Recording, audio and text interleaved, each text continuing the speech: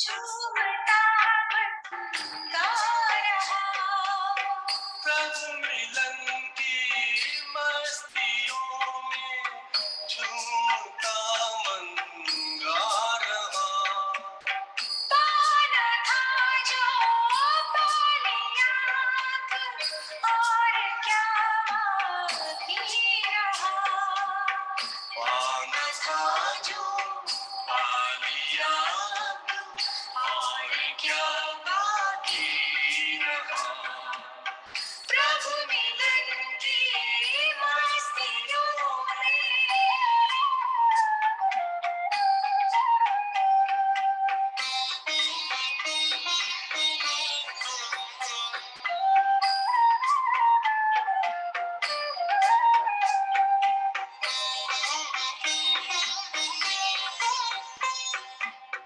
हो गया जब प्रभु ही अपना, कौन कोई गैर है, सारी दुनिया अपनी है, अपना न किससे वैर है, अपना न किससे वैर है। ज्ञान सागर मन के गागर में समाता जा रहा, पाना था जो पालिया और क्या बाकी रहा, प्रभु मिलन की मस्तियों में।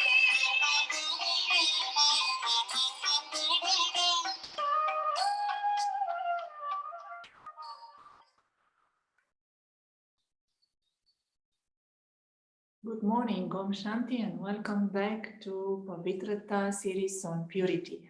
Today is the episode 6. We will start as usual with a few words from the teachings of Raja Yoga.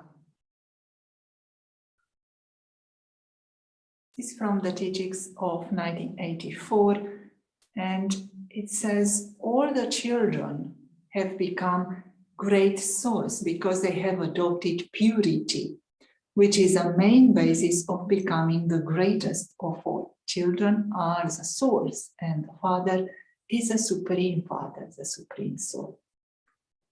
All of you have kept a fast of purity in the form of a promise. To make a vow, in Hindi, it is the word vrat. In the form of having a determined thought, means to transform your attitude, your vritti. So vrat means a promise, a vow, and attitude means vritti. A firm vow changes your attitude. This is why on the path of devotion, people make a vow and keep a fast. To make a vow means to have the thought in your mind, and to keep a fast means to take physical precautions. So the vow is for the mind, for the thoughts, and the fast is for the physical environment, changing your diet or changing your way of interacting with others. So to make a vow means to have this thought in your mind, and to keep a fast means to take physical precautions, whether with your food and drink or in your activity and behavior. The aim of both is to change your attitude through the vow. All of you also made a vow for purity and made your attitude elevated. So our vow is a vow for purity, and that vow made our attitude elevated. What attitude did you create towards all souls? That is a good question for all of us. What is my attitude towards all souls? With the attitude of all souls being brothers, that is the attitude of brotherhood, you Brahmins become great souls. Brahmins means those who are making effort now to study with God, to observe a life of simple behavior, simple lifestyle, and a life of brahmacharya. So with the attitude of all souls being brothers, that is, the attitude of brotherhood. You, spiritual souls, you Brahmins become great souls. All of you have made this vow firm, have you not? So the importance of making a vow, making a promise, taking an oath, taking a pledge, without such an oath, without such a vow, anything can change our mind. But when we make that promise, and to whom do we make that promise? It is said in the Bible as well, if you make a promise to God, you have to keep that promise. So do I make that promise on a casual way every day? I promise I will give up coffee, I will give up smoking. People are making so many promises in today's world, new resolutions with every year, but they don't keep them. After 1 month, that promise is out of the window. And here we are taking a vow, a vrat. A vrat means a very firm promise, very paka, very strong promise to change something in my life. And God himself is saying, what is most important to change in your life than to have a pure, elevated attitude towards all souls? That is the attitude of brotherhood. So what is the importance of taking this vrat, of taking this pledge, this vow? And there is a story in 1938 in Karachi. This young woman, her name was Radhe, had to go to the tribunal to face a case that was against a community of yogis. And the main reason why they were called in the tribunal was because they were observing celibacy. They wanted to live a life of chastity, and the whole community was against them. So they were called into the tribunal, and she was asked to speak about what is happening in that community. And the first thing the judge did, the judge said, you have to take an oath, you have to take a vow that you will speak only the truth. And Radhe said, okay, what do I have to say? And the judge said, you have to take the Gita in your hands, the scripture, and say, as I know, God is omnipresent and God is here, I know, I'm going to speak only the truth. And then Radhe, that very young woman, she was not even 20 years old, said, Judge, I cannot say that. I cannot take an oath on something that is not true. God is not here. God is not omnipresent. I cannot say that. So in that moment, the judge said, what are you doing? Are you against my court? Are you against the rules in the tribunal? And she said, I can't speak the falsehood. I cannot take an oath or a vow with something that is false. God is not here. God is not omnipresent. God is not in the court right now. And the judge got really angry. And he said, I'm going to put you in jail if you continue like that. You have to obey the rule. You have to obey the law. The law is that you say, God is omnipresent, God is here, so I'm going to speak the truth. But Radha, that very young woman, she had real power of purity. She had real power of truth with her. She was really unshakable. She said, Judge, I'm never going to speak that. God is not here. Rather, I can see that anger and falsehood and greed and attachment and ego are omnipresent in this world. If God would be here, none of this would be here. I cannot take a false oath. I cannot take a false vow. And eventually, through some miracle, some magic from God, the judge accepted and he said, okay, let's move on. You just say you're going to speak the truth and that's enough for me.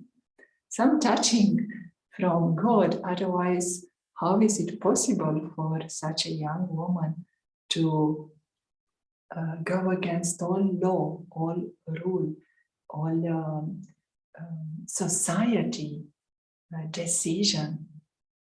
And that it takes lots of courage to take the right vrat, to take the right vow, to be honest, to follow purity, to put that purity in your attitude, in your words, in your actions.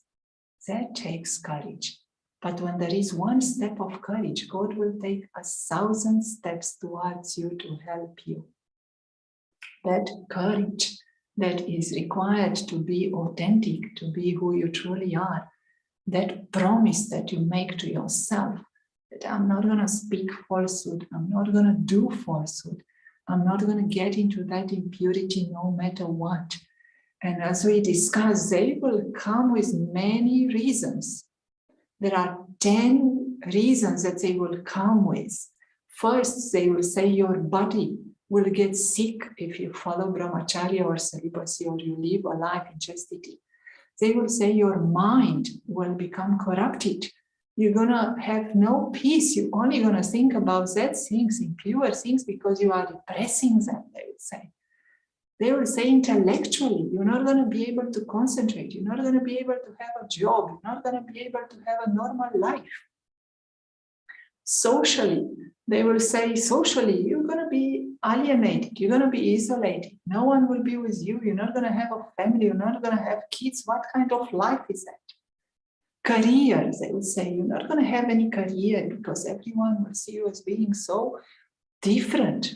They're not going to want to mix with you. They're not going to want to promote you. What kind of life is that of being a celibate all your life?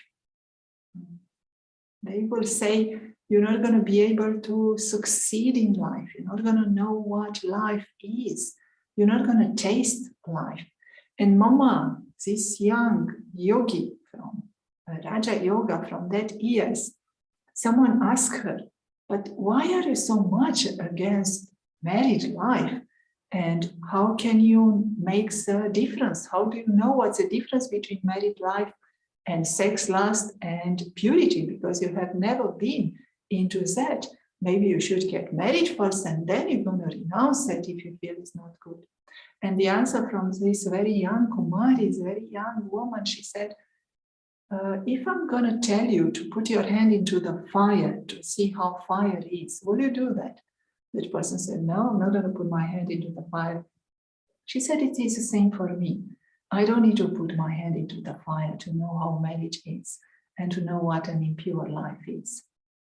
So people will come with all these reasons. They will come with the scriptures in their hands. They will say, look what it says in the scriptures. All the scriptures are saying that you should have a married life. But any book can say anything. The same scripture will say that it's condemning sex lust. But then in some part, somewhere they will find, oh, look, in the scripture it says you should have a married life. Jesus didn't have a married life. Buddha has renounced the married life. All the big saints and the sages and the prophets had a very special life where they have completely renounced married life. Gandhi has fully renounced married life.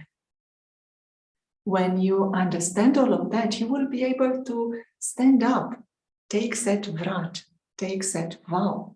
They will come and say with the whole family, all your cousins, all your uncles, all your aunties will come against your vow, will say, no, we have to convince you to change your lifestyle. We have to convince you to lead an impure life. You should be eating what we eat. You should be drinking alcohol. You should be drinking any kind of drinks. You should be eating meat. You should live an impure married life.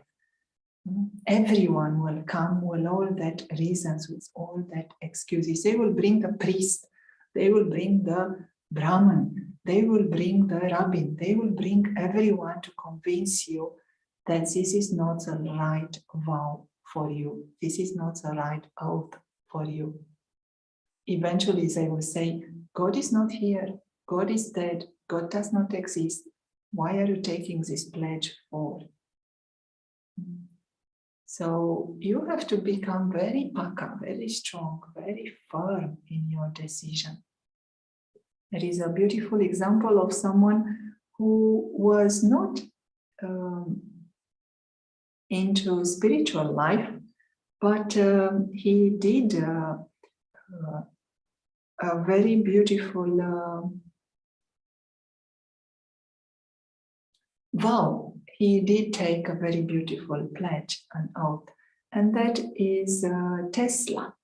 You may have heard of Nikola Tesla. Nikola Tesla was a great inventor, one of the biggest inventors of the last century. He was born at the beginning of 2 centuries ago, and he died around 1940s. And he did bring a huge contribution to our understanding of electricity. He has invented the AC, the alternating current electricity. He was a great inventor, and he had a huge success in United States. He was originally from Serbia. He moved to United States, and he had this big company where he did a lot of service. And he had this very, very firm view on purity. He was celibate all his life. And according to his views, he did that because invention or creativity or a life dedicated to a certain purpose cannot go hand in hand with anything else. And there was a lot of pressure on him from family, from society, from friends, from women, from the companies that he was running. Everyone was saying, well, an inventor should get married, should have some children, and should lead a different life. And someone was describing Tesla as an absolute celibate. He was so convinced about it. And his friend was saying Tesla's only marriage has been to his work and to his world. He believes that the most enduring works of achievement have come from men who were chaste. He did believe that those who want to bring a contribution into this world, who want to bring science or anything forward, they do observe brahmacharya, they do observe chastity. And Tesla himself is saying, for an artist, yes, speaking about marriage, for an artist, yes, for a musician, yes, for a writer, yes, but for an inventor, no. The first 3 must gain inspiration from that marriage influence and be led by their love. But an inventor has so an intense nature, with so much in it of wild, passionate quality, that in giving himself to a marriage he might love, he would give everything, and so take everything from his chosen field. So he would feel that instead of fully dedicating yourself to your field of interest, dedicating yourself to the love of only one person, one small family, would be a loss. I do not think that you can name many great inventions that have been made by married men. Here, as we have mentioned before, here there is a marriage with the Supreme Soul. The spiritual life means to be fully dedicated, fully surrendered, fully loyal to that relationship, an eternal relationship between soul and Supreme Soul, between soul and Supreme Mother, Supreme Father, Supreme Husband. There is no other relationship that is sweeter than that, more beautiful than that. There is no other relationship that brings more achievement, more attainment. And all it takes is that vrat, that oath, that pledge, that vow of purity, of loyalty, of being the one that really uses the mind and the intellect only for these inventions. There is only one invention that really matters right now for the whole humankind. For the whole humankind, there is only one invention that matters now. Which is that invention? Reinventing ourselves, reinventing who we truly are, realizing the amazing beauty of the soul, the wonder of who you truly are. You truly are the most important thing in this universe. There is nothing more important than the soul. There is nothing more important than the real self. And that soul, that real self, is completely pure. It has nothing to do with the physical or material world.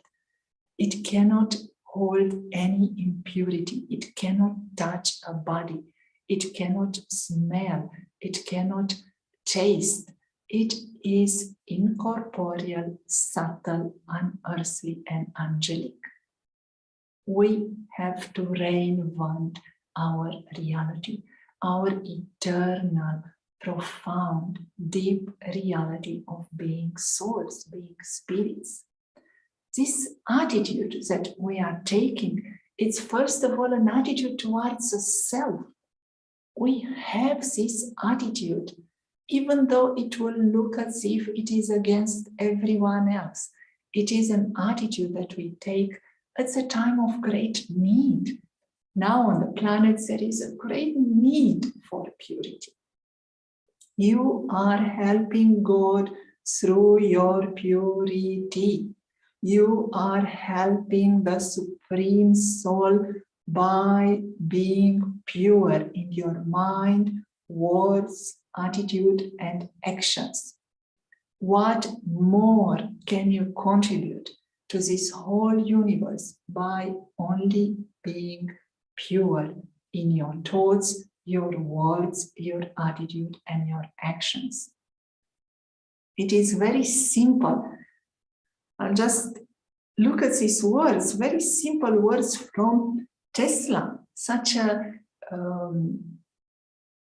soul dedicated to something worldly, nothing that he had in mind about spirit, but he was having that attitude.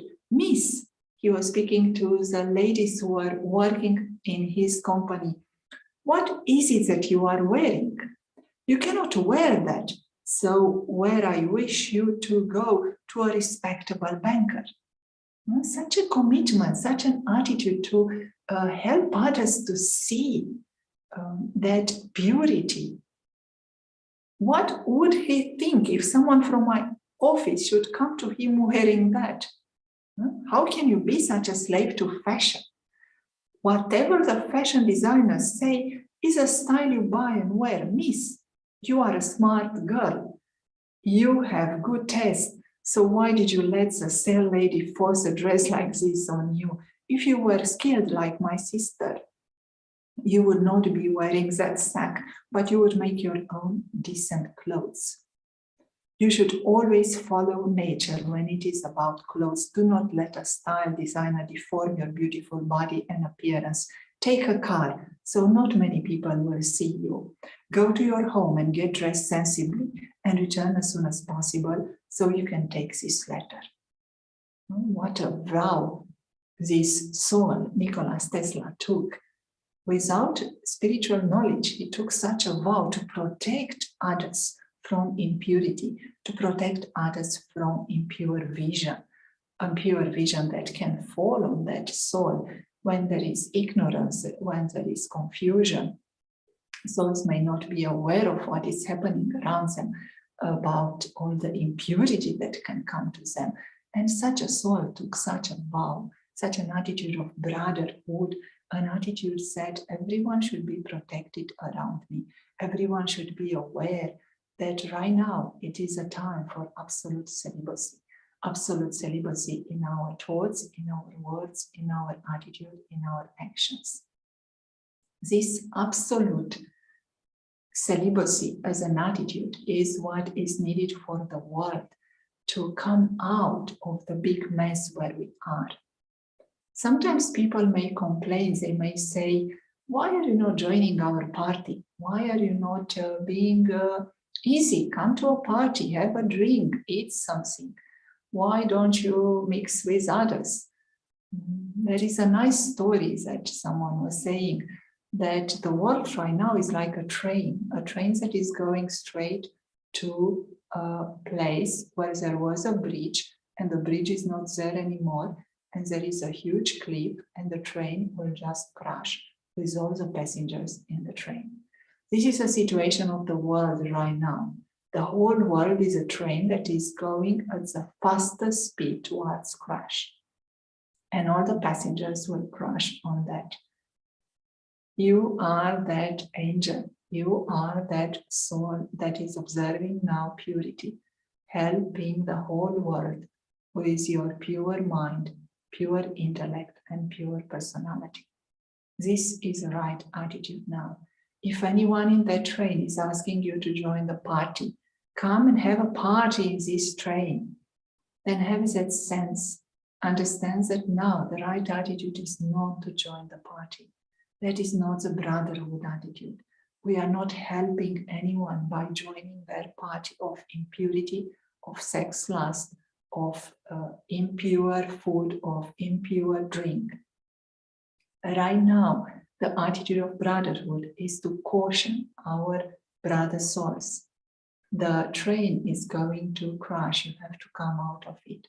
And we can come out of that trap. We can come out of that thoughts that are only about desires by taking this vrat, taking this out.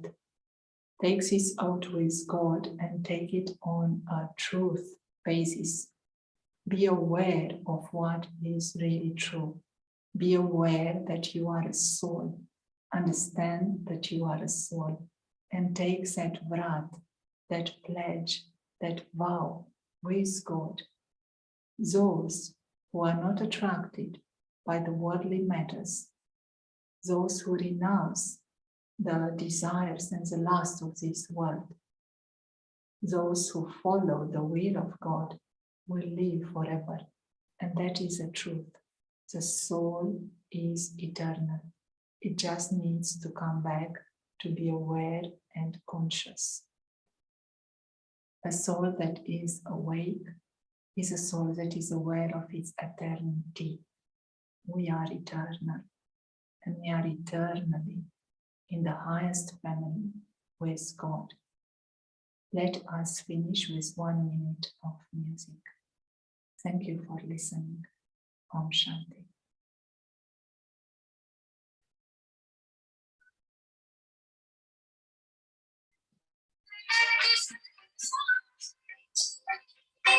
जिंदगी जी